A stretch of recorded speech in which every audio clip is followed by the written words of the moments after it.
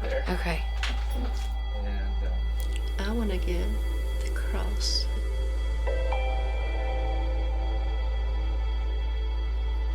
Okay. I just couldn't seem to stay still. oh, you were great. Okay.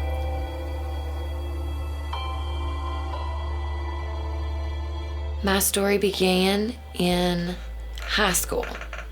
Up until high school, I was in band, I played the flute, I was in choirs, I played sports, I just loved to be out there, to be doing things, be involved in things. And when I got into the 9th grade, things started to change for me. I started to feel like status, popularity, who I was seen with was what mattered. And slowly over time, I quit playing the flute. I quit playing those sports. I became a follower of my friends and what they were doing. And maybe not necessarily even my friends, but people I wanted to be friends with. And I just followed what they did, and I lost sight of myself. Partying, drinking, drugs, I just kind of fell into that with them. I felt like if I was going to be cool, if I was going to be the it girl, then I had to do what everybody else was doing. And so I just began falling into a destructive path, just following everybody else's lead rather than doing what I knew was right and what I wanted for myself. I met a boy and got into a very unhealthy relationship that took a huge toll on me and on my life, and on everyone around me as well. My mother likes to say that she watched me slip away during that time, that I was confident, happy, and excited about life until this point, until high school, and then she saw me slowly just slip away from everything that I had known and loved and been up to that point. He and I were both involved in the drug scene.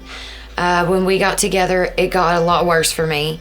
I went very, very deep into depression, into the drug scene, into the party scene.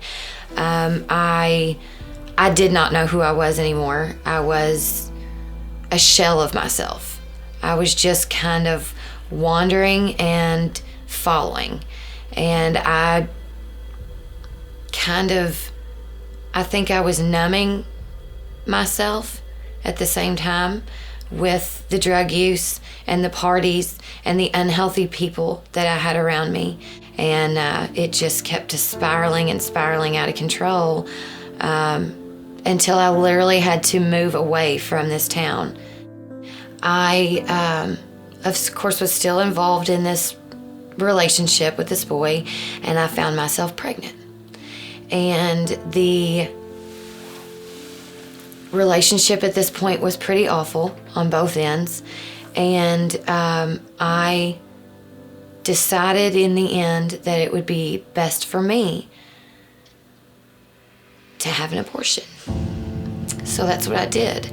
And I chose to save myself instead of my child. And I don't think when I went to college that I realized what an effect it had taken on me. I didn't realize I was running from anything, and then that's why I was still caught up in the drugs. I realize that now, but it was just my way of shoving it way down deep so that I didn't have to think about it. I didn't have to deal with it, and it would just go away.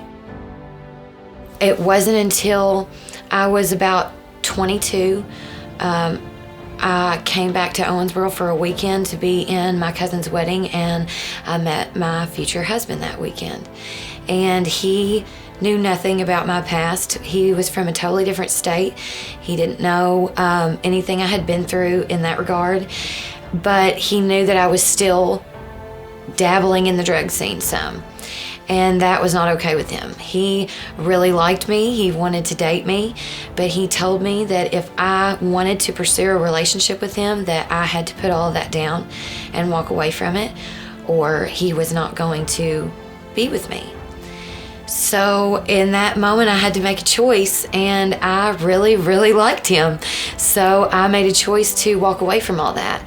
And that was the beginning. I think God sent him to me to save me from myself. And it only got better from there. It was my oldest child that really started to make the biggest difference for me. When he was born, I realized that, I thought that as a parent, it was my job to take my child to church. And over the course of that first year that I was taking him there, the Lord just changed me. He changed my heart. He changed everything about how I think, how I feel, my beliefs, the fact that there is no justification for what I did, that it's something that I have to take responsibility for and heal from, and that it's my job as a Christian woman and a woman that has been through this experience to step out and help other women make a different choice. I look at my children. I have 2 boys now, and they're so beautiful and they're so perfect. Their lives are so important to me. They're more important than my own. And it's hard to look at them and know that at one time in my life, my child's life wasn't as important to me as my own. And so it's important to get out and show these women that every life matters, no matter what they're going through. Their baby's life matters. And if they can make the choice to give that child life, they will never have to feel the pain of knowing that they took that from their own child. Looking at my little boys, I could never have made that decision. They were so real from the moment I found out I was pregnant with them. They were so real, and their lives were so real, and I was so excited to be able to be their mother. And it still, to this day, just blows my mind that I ever made that decision, that I ever took the life of a child,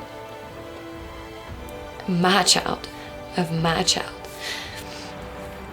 If I just had the peace of knowing that somebody out there was loving that child and raising that child and giving them life, I wouldn't be sitting here right now. So I guess it's just my goal now to reach as many women as I possibly can, telling this story, and so that each woman that we reach that is touched by this, 2 lives will be saved.